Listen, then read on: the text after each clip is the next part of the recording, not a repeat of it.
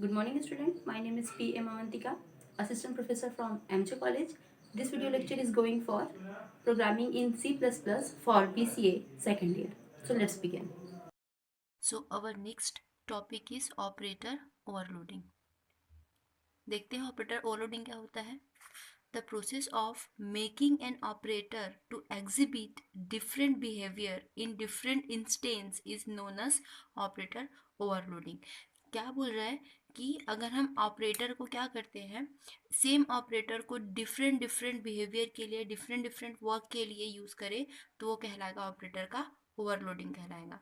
Only predefined operator can be overloaded. कहने का मतलब है अगर आप C++ में ऑपरेटर ओवरलोडिंग का प्रोग्राम बना रहे हैं तो उसमें प्रिमिटिव्स जो ऑपरेटर्स है या वो ऑपरेटर जो सी में ऑपरेटर थे, एक्चुअल ऑपरेटर थे, जैसे प्लस माइनस, ये जो ऑपरेटर है बेसिक ऑपरेटर एक्चुअल जो सी में थे, उन्हीं ऑपरेटर को हम क्या कर सकते हैं, ओवरलोड कर सकते हैं.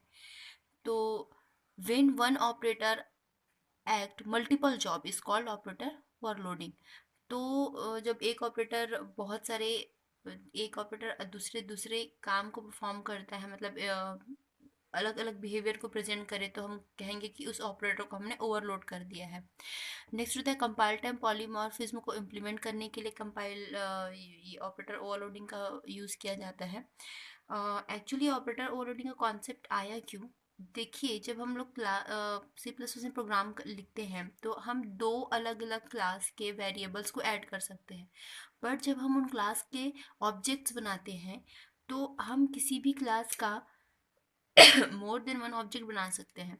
अगर हम, और वो ऑब्जेक्ट क्या होते हैं, जितने बार हम ऑब्जेक्ट बनाते हैं उतने बार मेमोरी में उस क्लास में डिफाइंड वेरिएबल्स को जगह मिलती है. और हम क्या चाहते हैं कि हमने जितने ऑब्जेक्ट्स बनाया है उन ऑब्जेक्ट्स के ऊपर ऑपरेशन परफॉर्म करें. तो अगर हम normal plus minus operator use करेंगे तो ये पॉसिबल नहीं होगा दो ऑब्जेक्ट्स के बीच में ऑपरेशन परफॉर्म करने के लिए. तो जो ऑपरेटर ओवरलोडिंग का कॉन्सेप्ट इसलिए भी आया है कि हम दो ऑब्जेक्ट के बीच में या उनके फंक्शन का यूज़ करके क्या कर सके, ऑपरेशन परफॉर्म कर सके. नॉर्मल वेरिएबल के बीच में तो ऑपरेशन कर ही सकते हैं, अब बट ऑपरेटर ओवरलोडिंग का यूज़ करके हम ऑब्जेक्ट के बीच में भी ऑपरेशन कर सकते हैं. यहाँ पे देखते हैं टाइप ऑफ ऑपरेटर ओवरलोडिंग क्या होता है. यूनरी ऑपरेटर ओवरलोडिंग होता है. दिस ऑपरेटर है ओनली सिंगल ऑपरेंड्स. मतलब इसमें क्या होगा, आप केवल एक ऑपरेंड्स यूज़ कर सकते हैं. मतलब एक ही वेरिएबल का यूज़ करते हुए आप क्या करेंगे, ओवरलोड करेंगे. मतलब एक ही वेरिएबल को ओवरलोड कर सकते हैं. नेक्स्ट है बाइनरी ऑपरेटर. नाम से क्लियर है, बाइनरी मीन्स मोर, टू और more than two. This operator can have two और more operands. Example a plus minus. मतलब ये प्लस और माइनस दो या दो से अधिक ऑपरेंड्स के बीच में यूज होने वाला है.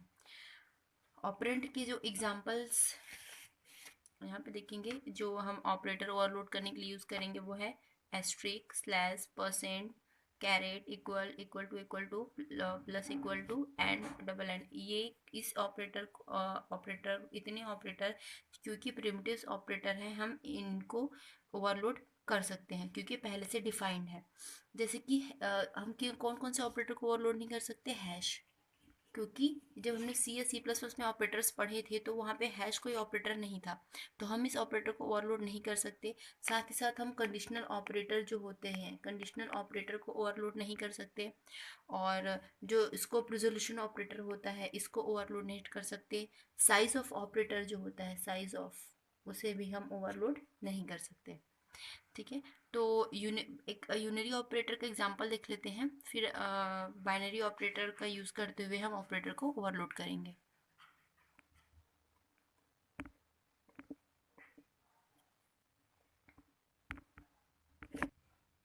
देखते हैं यूनरी ऑपरेटर को कैसे ओवरलोड करते हैं. हम क्या चाह रहे हैं कि हमारा जो सिंगल ऑपरेंड है उसकी ओरिजिनल वैल्यू क्या हो जाए, जो प्लस में है वो माइनस में आ जाए. मतलब हम सिंगल ऑपरेंड को क्या करते हैं, ओवरलोड करते हैं.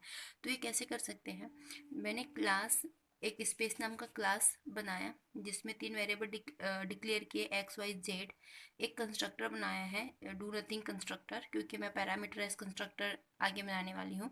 फिर मैंने एक कंस्ट्रक्टर बनाया जिसमें मैंने पैरामीटर पास किया है 3 XYZ। फिर मैंने क्या बनाया है, वाइड ऑपरेटर। अच्छा, जो सिंटेक्स होता है ऑपरेटर को ओवरलोड करने का, वो क्या होता है? सबसे पहले आपको लिखना पड़ता है return type, then operator keyword, फिर आप वो ऑपरेटर लिखते हैं जिस ऑपरेटर को आप ओवरलोड करना चाहते हैं। फिर यहाँ पे स्टेटमेंट। हाँ, आप यहाँ पे ऑपरेटर का सिंबल भी यूज़ कर सकते हैं या तो कुछ फंक्शन के नाम भी यूज़ कर सकते हैं। वो नेक्स्ट देखते हैं फिर आगे क्या है। हमने क्या किया, यहाँ पे ऑपरेटर को ओवरलोड किया है। यहाँ पे देखिएगा क्या किया हमने, रिटर्न टाइप, फिर ऑपरेटर कीवर्ड लिखा। ऑपरेटर कीवर्ड लिखने के बाद हमने यहाँ पे क्या लिखा, उस ऑपरेटर को जिसको मेरे को ऑपरेंड पे ओवरलोड करना है। फिर हमने क्या किया, यहाँ पे देखिए हाँ, ये जो यहाँ पे भी मैंने जब पैरामीटराइज कंस्ट्रक्टर बनाया है तो उस टाइम वैल्यू डिक्लेयर किया है x1 y1 z1। इसमें जो वैल्यू आएगी वो पास हो जाएगी x y और z में। फिर मैंने क्या यहाँ पे ऑपरेटर ओवरलोड किया है। यहाँ पे देखिए मैंने क्या किया, जितने भी मेरे पॉजिटिव वैल्यूज़ हैं या जो भी वेरिएबल वैल्यू आएंगी उनके सामने क्या लग जाने वाला है, निगेशन हो जाने वाला है, निगेटिव वैल्यू हो जाने वाली है। फिर मैंने क्या किया, यहाँ पे वर्ड शो करके एक फंक्शन बनाया है जिसमें x की वैल्यू प्रिंट किया, y की वैल्यू प्रिंट किया और फिर z की वैल्यू प्रिंट किया। अब क्या करेंगे, हम इस जो क्लास बनाया है स्पेस नाम का, यहाँ पे जो स्पेस नाम का हमने क्लास बनाया है, अब उसको क्या करने वाले हैं, उसका ऑब्जेक्ट बनाएंगे। तो उसके लिए मैंने किया वाइड मेन, फिर मैंने जो स्पेस नाम का कंस्ट्रक्टर था उसमें वैल्यू पास कर दिया। ये स्पेस एस है, स्पेस एस। फिर मैंने क्या किया, 10 20 30, तो ये क्या हो जाएगा, ये स्पेस नाम के एक ऑब्जेक्ट बनाने की जरूरत नहीं है। इसमें क्या हो जाएगा, ये 10 20 30 यहाँ पे पास हो जाएगा, 10 20 30। अब क्या होगा, x1 में क्या आ गया है 10, वो पास हो जाएगा x में, मतलब कि यहाँ पे देखिए ये 10 हो जाएगा, ये 20 हो जाएगा और ये 30, यहाँ पे भी वही होने वाला है। तो ये देखिए जो x की वैल्यू प्लस -30 है, ये -30 पास हुआ है। x की वैल्यू जो +10 थी वो इसकी वजह से क्या हो जाएगा, माइनस क्या हो जाएगा, x की वैल्यू जो 10 थी, यहाँ पे x की वैल्यू 10 थी, क्या हो जाएगी -10 हो जाएगा -20, क्योंकि 30 -30 था ऑलरेडी, इसलिए ये हो जाने वाला है आपका +30। फिर क्या होगा, जब हमने यहाँ पे देखिए कंस्ट्रक्टर पे पैरामीटर्स कंस्ट्रक्टर वैल्यू पास किया, यहाँ पे वो ओवरलोड हो गया, प्लस से माइनस पे कन्वर्ट हो गया। अब हमने क्या किया है, एस डॉट शो किया। सबसे पहले तो क्या होगा, वैल्यू पास होगा, इनमें वैल्यू आई है, इसके बाद क्या होगा, इसके बाद होगा एस डॉट शो। हमने देखा कि ओवरलोड कराने से पहले, यूनरी ऑपरेटर को ओवरलोड कराने से पहले जो वेरिएबल्स की वैल्यू क्या है, तो जब हमको शो कराएंगे एस डॉट शो से, तो फिर क्या होने वाला है, एस डॉट जो शो है, यहाँ पे देखिए जो हमने वाइड शो करके जो है फंक्शन बनाया है, उसकी वजह से x की वैल्यू, y की वैल्यू, z की वैल्यू बिफोर चेंजेस क्या होगा, प्रिंट होगा, मतलब नॉर्मल वैल्यू प्रिंट होगी। सबसे पहले तो आपका 10 x is 10, x is 10, y is 20 and z is -30 print होगा।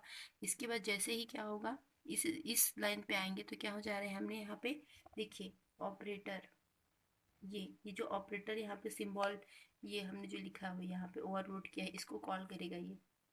फिर ये यहाँ जाएगा, यहाँ जाते ही क्या करेगा, ये जितने भी पॉजिटिव वैल्यू थे उनको निगेटिव कर देगा और निगेटिव को पॉजिटिव कर देगा। इसके बाद हम एक मैसेज प्रिंट कराएंगे, आफ्टर अप्लाइंग न्यू डेफिनेशन। उसके बाद होगा एस डॉट शो। तो अब क्या हुआ है, क्योंकि हमने यहाँ पे ओवरलोड किया था यूनरी ऑपरेटर को, तो यूनरी ऑपरेटर को ओवरलोड करने वजह से 10 20 -30 चेंज होके हो जाएगी। फिर ओवरलोड करने के बाद हमने क्या किया, उसको शो करा दिया है। तो अब इसकी वैल्यू जाने वाली है -10 -20 और -30। तो ये एग्जाम्पल है आपके ऑपरेटर, यूनरी ऑपरेटर के ओवर। अब देखते हैं बाइनरी ऑपरेटर ओवरलोड कैसे होते हैं। हम ऑपरेटर ओवरलोड बेसिकली इसलिए कर रहे हैं क्योंकि हम ऑब्जेक्ट के क्लास के जो ऑब्जेक्ट हम क्रिएट करते हैं उसके ऊपर ऑपरेशन परफॉर्म कर सके। तो यहाँ देखिए कॉम्प्लेक्स नाम का क्लास बनाया है, वेरिएबल्स हमने इनिशियलाइज किया, डिक्लेयर किया ए और बी, एक फंक्शन बनाया है सेट डाटा करके, जहाँ पे इंट एक्स इंट वाई नाम का एक पैरामीटर हमने क्या किया है, वैल्यू डिक्लेयर किया है, पैरामीटराइज फंक्शन है ये। अब इसमें क्या किया, एक्स की वैल्यू जो भी आएगी वो ए में चली जाएगी, वाई की वैल्यू जो भी आएगी वो बी में चली जाएगी। फिर हमने शो करा दिए हैं। फिर अभी इस पॉइंट को स्किप करते हैं। इसके बाद हमने मेन फंक्शन बनाया है। मेन फंक्शन में देखिए मैंने क्या किया, वेरिएबल बनाया है, सॉरी ऑब्जेक्ट बनाया है कॉम्प्लेक्स क्लास का, C1 C2 C3। C1 क्या कर रहा है, सेट डाटा, ये देखिए C1 क्या कर रहा है, सेट डाटा को कॉल करेगा और उसने पास क्या कर दिया 3 और 4।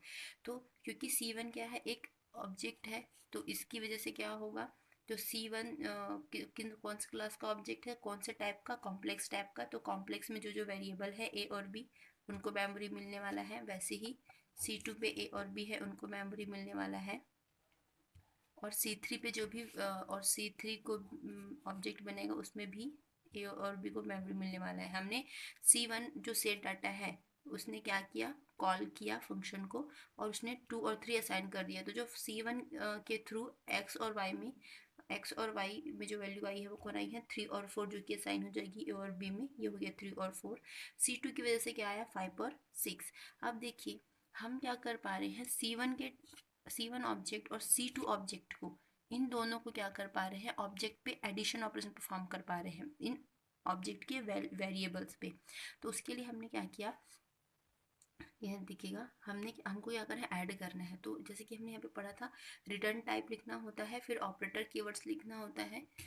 देखिए रिटर्न टाइप ऑपरेटर कीवर्ड्स लिखना होता है और इसके बाद आपको जो भी ऑपरेटर को ओवरलोड करना है उसे लिखना होता है। अगर आप यहाँ पे ऑपरेटर कीवर्ड नहीं लिखना चाहते तो आप डायरेक्ट फंक्शन के नाम भी लिख सकते हैं। जैसे देखिए मैंने क्या किया है, मेरे C1 ऑब्जेक्ट ने ऐड फंक्शन को कॉल किया है और C2 की वैल्यू को उसने ऐड किया है। तो पहले तो मुझे ऐड नाम का क्या बनाना पड़ेगा, फंक्शन बनाना पड़ेगा। तो इसके लिए मैं क्या करूँगी, ऐड नाम का मैंने यहाँ पे देखिए फंक्शन बनाया है जिसका रिटर्न टाइप क्या है, कॉम्प्लेक्स है, ऐड। फिर यहाँ पे देखिए उस ऑपरेटर का यूज़ किया जिसको मेरे को ओवरलोड करना है, मैंने प्लस ऑपरेटर यूज़ किया। उसके बाद इसमें मैंने पैरामीटर पास किया है C। यहाँ पे कौन सी वैल्यू पास होने वाली है, C2 की वैल्यू, C2 की वैल्यू क्या होने वाली है, पास होने वाली है। यहाँ पे देखिए C1 डॉट एड, मतलब C1 में कौन सी वैल्यू आएगी, 3 और 4, 3 और 4 होगा, 3 और 4 हुआ। और C2 में कौन सी वैल्यू है, 5 और 6, जो 5 और 6 क्या हो जाएगी, यहाँ पे टोटल ये वाला वैल्यू पास हो जाएगा। ये जब C1 जो कॉल कर रहा है ऐड फंक्शन को, फिर यहाँ आएंगे, देखिए हमने एक टेम्प नाम का वेरिएबल बनाया है जिसका रिटर्न टाइप भी कॉम्प्लेक्स टाइप का है। यहाँ पे क्या होगा, टेम्प डॉट ए, मतलब एक टेम्प नाम का वेरिएबल, एक टेम्प नाम का क्या बनेगा, एक ऑब्जेक्ट बनेगा जो क्या करेगा, रेफरेंस करेगा ए को और क्या करेगा, ए में प्लस करेगा C डॉट ए, मतलब कि C मतलब कौन सा वैल्यू, C मतलब कौन सा वैल्यू को करने वाला है, ये इस वैल्यू को 5 को करने वाला है। तो क्या हो जाएगा, ये C डॉट ए मतलब ये किसका वैल्यू है, 5 को, 5 प्लस ए में कौन सी वैल्यू है, मेरी स्टार्टिंग वैल्यू कौन सी थी, 3, वैसे ही बी में कौन सी वैल्यू है, स्टार्टिंग 4, और C डॉट बी मतलब C2 का वैल्यू, C2 में कौन सा है, 6। ये दोनों सम होगा और टेम्प ए और टेम्प बी में आ जाने वाला है। फिर जो वैल्यू रिटर्न करेगा वो कहाँ पे आ जाएगा, C3 में आ जाएगा। ये दोनों क्या होने वाले हैं, ऐड होने वाले हैं, क्योंकि ये ऐड फंक्शन को कॉल किया है। तो ये ऐड फंक्शन ये है, तो जो स्टार्टिंग टेम्प डॉट ए, तो ये जो ए और बी है वो कौन से ए और बी होंगे, C1 के और बी होंगे। और ये क्योंकि पैरामीटर में C2 पास हुआ है तो C2 में 5 और 6 है, तो ये 5 और 6 होंगे। तो इन दोनों जब प्लस हो जाएंगे तो आपके टेम्प नाम का जो वेरिएबल बनेगा उसमें कौन सी वैल्यू आ जाएगी, टेम्प नाम का भी एक आपका ऑब्जेक्ट बनेगा, टेम्प नाम का एक ऑब्जेक्ट बनेगा जिसमें ए की वैल्यू हो जाने वाली है आपकी 8 और बी की वैल्यू हो जाने वाली है 10, जो कि ये वैल्यू रिटर्न कर देगा कहाँ पे, C3 में रिटर्न हो जाएगा, और C3 पे क्या आ जाएगी, 8 और 10, जिसे हमने यहाँ पे शो करा दिया है। तो ये था ऑपरेटर ओवरलोडिंग। Thank you.